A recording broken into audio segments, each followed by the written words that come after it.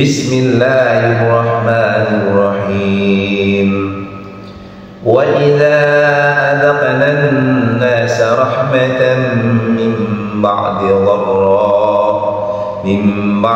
dharra massathum idza lahum makrun fi ayatina qulillahu asra'u maqra inna rusulana yaktubuna ma tamkurun huwa alladhi yusayyirukum fil barri wal bahri hatta idza kuntum fil fulki wajarayna bihim birihin tayyibatin wa farihu biha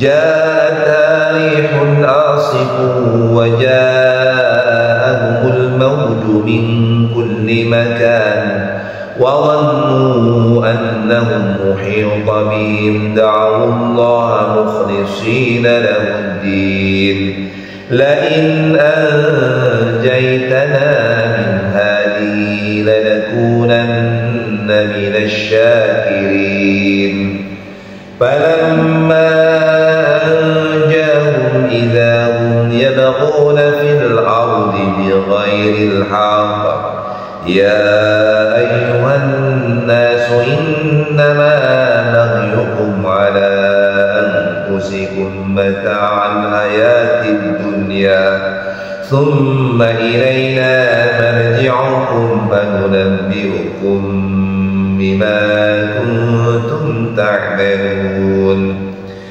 إنما مثل الحياة الدنيا كماء أنزلناه من السماء فاختلط به نبات الأرض مما يأكل الناس والأنعام حتى إذا أخذت الأرض زخرفها وزينت وظن أهلها أنهم قادرون عليها أتى أمرنا ليلا أو نهارا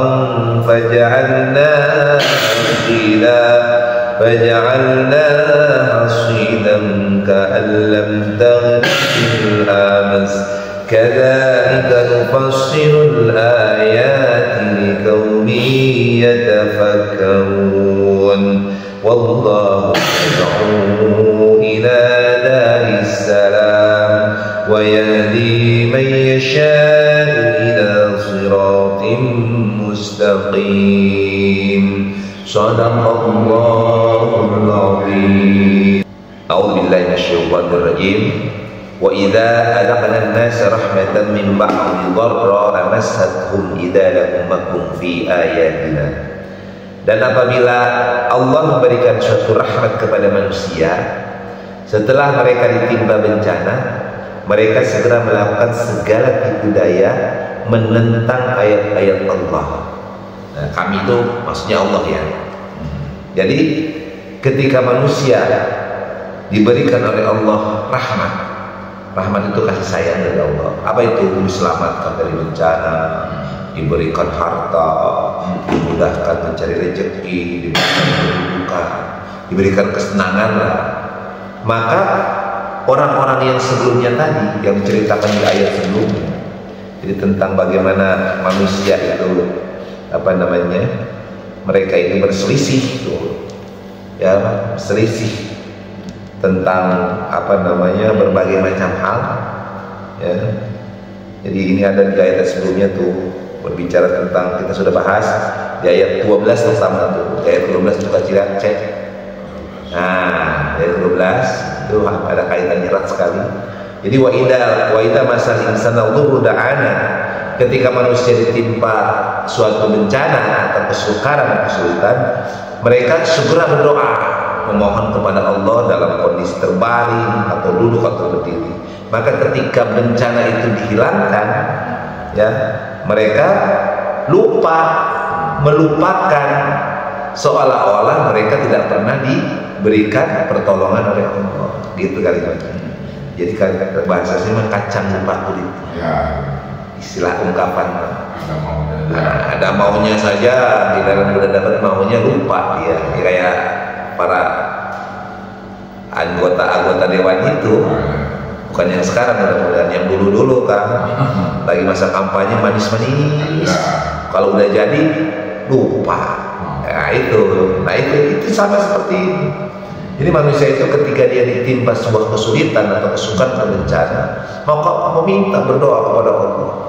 Berdoa dalam kondisi terbaring, duduk dan berdiri. Tetapi ketika bencana itu dihilangkan, ya, maka dia marah, lari, melupakan seolah-olah dia nggak pernah berdoa kepada Allah untuk dihilangkan bencana. Nah itulah perbuatan daripada orang-orang yang melampaui batas. Mari ceritakan tentang jangan melampaui batas. Ya, nah baru masuk ada kaitannya. Maka apabila Allah Subhanahu wa Ta'ala memberikan suatu rahmat setelah kesukaran atau setelah ditimpa bencana, ketika bencana sudah menimpa mereka, maka mereka segera melakukan segala tipu daya untuk menentang ayat-ayat Allah. Kalimat begitu. Maka kemudian kata Allah, "Qulillah as-sara'u makra." Allah lebih cepat pembalasan atas tipu daya itu. Kemudian sesungguhnya malaikat-malaikat kami mencatat tipu dayamu. Jadi kalimatnya ini karakter orang-orang kafir, karakter orang-orang munafik. Jadi kalau orang kafir, orang munafik, ketika mereka diberikan rahmat, diberikan pertolongan setelah bencana menimpa mereka, mereka kembali melakukan tipu daya untuk menentang Allah, menentang ayat-ayat Allah, menentang Rasulullah, menentang Islam, kembali memusuhi Islam. Maka kata Allah peringatkan, aku ini lebih cepat pembalasan terhadap tipu dayamu, jangan bodoh. Gitu, Allah tegaskan itu. Qulillahu asra'u makra. Nah, apa? Inna rusulana yaktubuna ma tamkurun. Karena malaikat-malaikat yang ada di sekitar kita, terutama malaikat raqib wa atid, itu mencatat segala apa yang mereka kerjakan yang berkaitan dengan makar. Makar itu artinya pengkhianatan. Artinya rencana jahat mereka untuk menghalang-halangi umat Islam atau menghalang-halangi dakwah Rasulullah SAW dan kaum muslimin. Ya paham ya? Nah, jangan sampai terjadi itu ketika ditimpa musibah, ibadahnya rajin, doanya rajin. Ketika musibah itu hilang, lupa, nggak pernah berdoa, nggak pernah ke masjid. Ketika miskin, rajin ke masjid. Ya sampai pokoknya 5 waktu nggak pernah putus. Giliran dikasih rezeki, ya kan, dipastikan bisnis yang lancar, uang penghasilan yang banyak, ke masjid nggak pernah ada nongol sedikit pun. Nah ini orang yang dikaitkan dengan ini. Ya adanya di mall, adanya di tempat-tempat makan. Nah ini orang udah jelas-jelas orang ini hati-hati orang seperti ini. Ya. Nah, lanjutkan. Kata Allah, "Huwallazi yusayyirukum fil barri wal bahr." Dialah Allah yang menjadikan kamu dapat berjalan di daratan dan berlayar di lautan. Hatta idza kuntum fil fulki, sehingga ketika kamu berada di dalam kapal, meluncurlah kapal itu membawa mereka orang-orang yang di dalamnya dengan tiupan angin yang baik, dan mereka bergembira karenanya.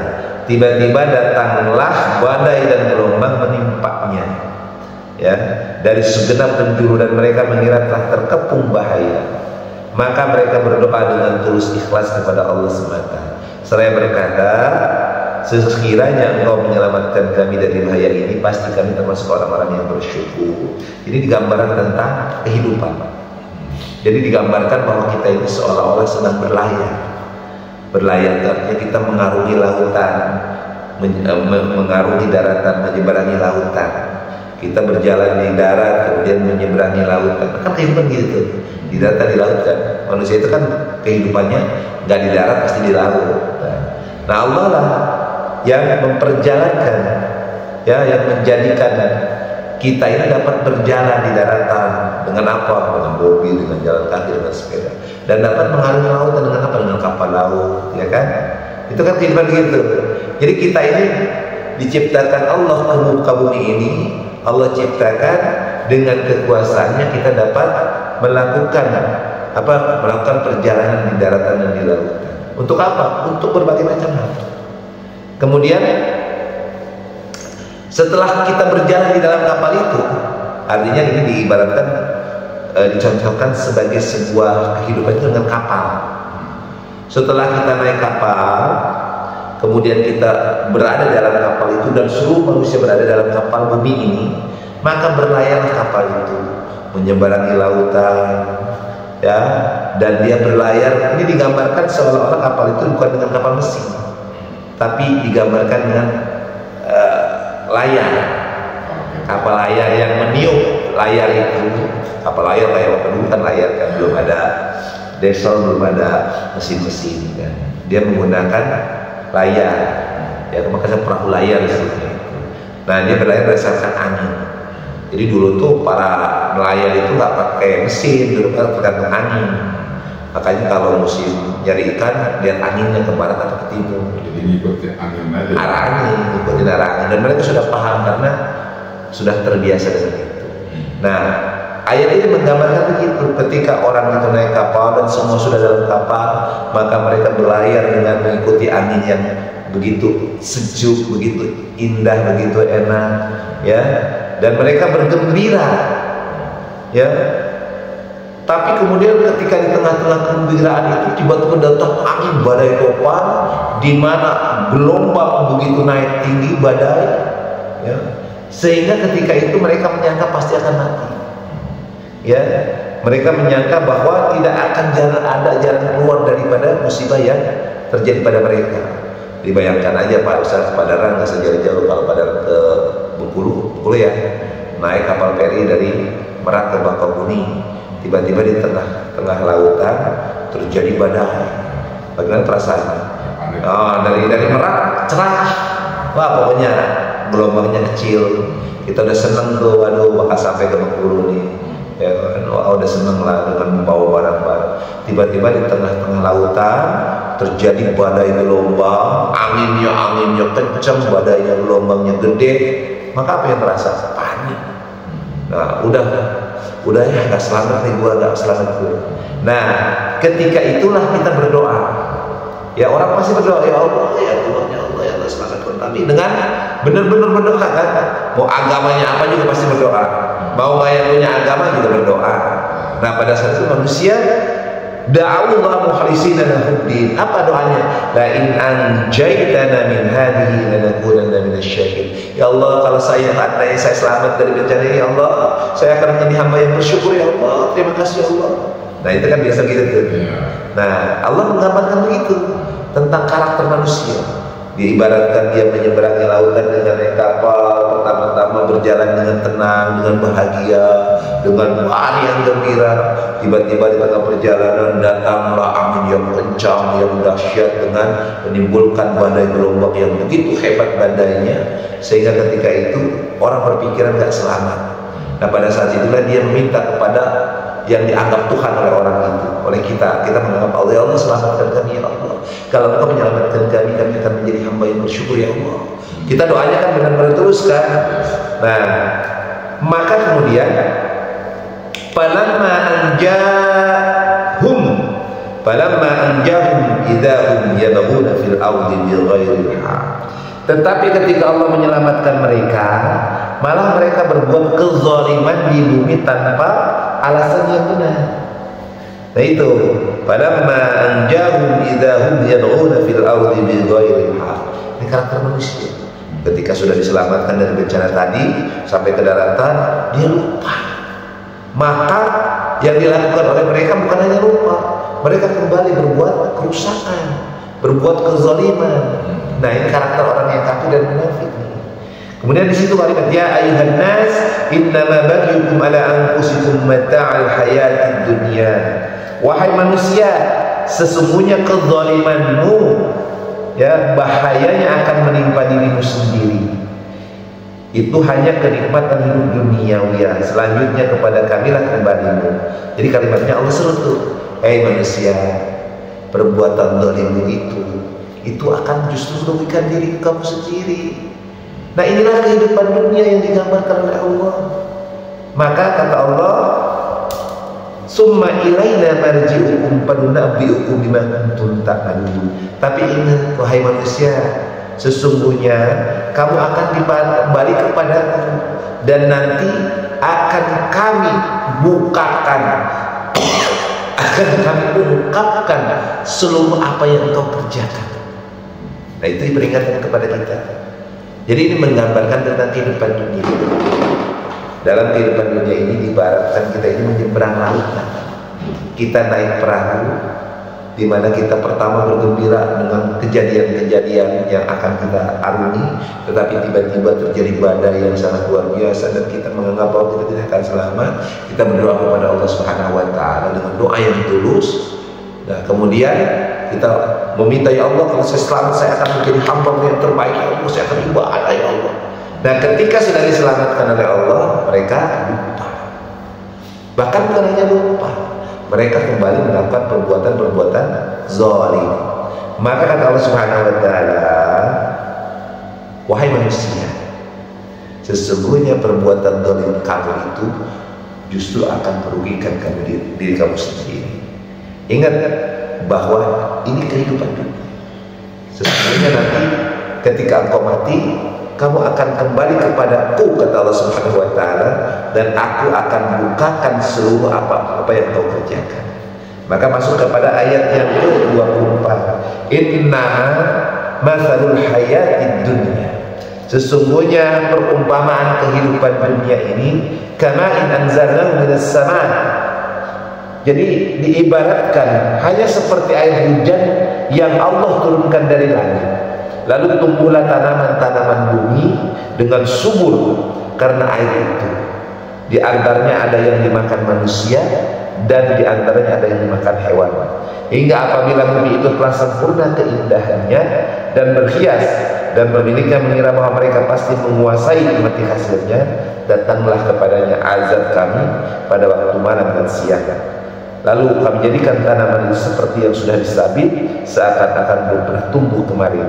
Demikianlah kami jelaskan tanda-tanda kekuasaan kami kepada orang-orang yang berpikir. Nah, ini Allah memberikan gambaran tentang kehidupan dunia. Hei manusia, tadi kan digambarkan juga tuh tentang kehidupan orang-orang yang kafir dan orang munafik, di mana mereka ketika ditimpa musibah, ditimpa bencana, doa, berjanji akan beriman, akan beribadah, tetapi ketika sudah diselamatkan lupa, malah mereka melakukan perbuatan semakin menjadi-jadi kezaliman. Allah beringatkan, kezaliman kamu itu justru akan merugikan kehidupan kamu sendiri, merugikan diri kamu sendiri. Kenapa? Ini kehidupan dunia sementara. Nanti kau akan dimatikan dan kembali kepada kami dan akan dimintai pertanggungjawaban tentang apa yang kau lakukan. Wahai manusia, sesungguhnya perumpamaan kehidupan dunia ini bagaikan air hujan yang turun dari langit, di mana air itu kemudian dia menumbuhkan tanaman-tanaman yang hijau ramah, yang subur, buah-buahnya tumbuh. Ada yang dimakan manusia, ada yang dimakan hewan. Nah, yang dimakan oleh manusia ini atau yang dikelola oleh manusia ini, dia akan membuat orang yang mengelolanya takjub. Jadi, wah, kayak orang petani nanam padi. Nah, dia meyakini, woi padi saya, woi buah saya, woi dan sebagainya. Tetapi ketika orang ini sudah takjub dan berniat ingin memetik kehidupan buah-buah itu, tiba-tiba datang azab dari Allah Subhanahu wa taala dan menghancur luluhkan tanaman-tanaman yang dianggapnya indah. Nah, kata Allah Subhanahu wa taala, padi yang dianggap akan indah dan akan dituai itu, maka kemudian dihancurkan oleh Allah sampai ke akar-akarnya. Jadi ka'annama faja'alnahu hasidan ka'allam tannabil ams. Kata Allah, lalu kami jadikan tanamannya itu seperti tanaman yang sudah disabit. Kalau sudah disabit berarti kalau diibaratkan padi ini dari panen. Kalau panen sekarang kan beda sama dulu ya. Kalau sekarang kan dari bawah tuh. Nah, jadi orang-orang yang tadinya sudah senang bahagia, dia melihat Allah hancurkan tanamannya bagaikan tanaman yang sudah disabit dan belum pernah tumbuh sebelumnya. Nah itulah kadzalika nufasilul ayati liqaumin yatafakkarun. Demikianlah Allah memberikan menjelaskan tanda kekuasaan bagi orang yang berpikir. Terakhir, Allahu yad'u ila daris salam wa yahdi man yasha'u ila siratal mustaqim. Allah menyeru manusia ke Darussalam, artinya kepada surga, dan memberikan petunjuk kepada orang-orang yang Allah kehendaki ke jalan yang lurus. Nah simpulannya ini biar lebih paham, kadang bisa disimpulkan dengan sederhana. Jadi dari bawah sebetulnya bahwa manusia itu Allah berikan hidayah ke surga. Ya, manusia itu berikan hidayah ke surga dengan adanya agama kita Islam, dengan adanya Al-Quran, dengan adanya ayat-ayat Allah kepada kita. Dan Allah menyuruh kita kepada surga. Dan Allah memberikan hidayah kepada yang Allah kehendaki. Maka kita harus minta hidayah. Makanya dalam 5 waktu kita meminta hidayah kepada Allah berapa kali? 17 kali dalam surat Al-Fatihah. Nah dalam kehidupan dunia ini ada orang ketika dia ditimpa bencana malapetaka, maka dia memohon kepada Allah Subhanahu wa taala dengan tulus dan ikhlas. Tetapi orang yang kafir dan munafik, ketika Allah hilangkan bencana, dia kembali berbuat kezaliman dan kerusakan dalam muka bumi. Nah Allah ingatkan kepada orang-orang ini, wahai pendengar, jangan sampai engkau seperti ini. Ingat ini kehidupan dunia, ingat engkau akan kembali kepada kami. Jangan engkau seenak-enaknya saja berbuat kezaliman, dan nanti di akhirat engkau akan dimintai pertanggungjawaban oleh aku. Karena tidak ada satupun amalan yang luput dari aku, semua ada pencatatnya, dicatat oleh 2 malaikat-malaikat kami yang mencatat siap kiri kanan, dan tidak ada satupun yang meleset dari catatannya, dan tidak ada satupun yang terlewatan dari catatannya. Nah inilah kehidupan dunia. Oleh karenanya kata Allah Subhanahu wa taala di akhir ini, pergunakan akal dan pikiran kita, jangan menggunakan hawa nafsu gitu. Ya, jelas. Ada pertanyaan? Cukup. Shadaqallahul azim. Alhamdulillahirabbil alamin.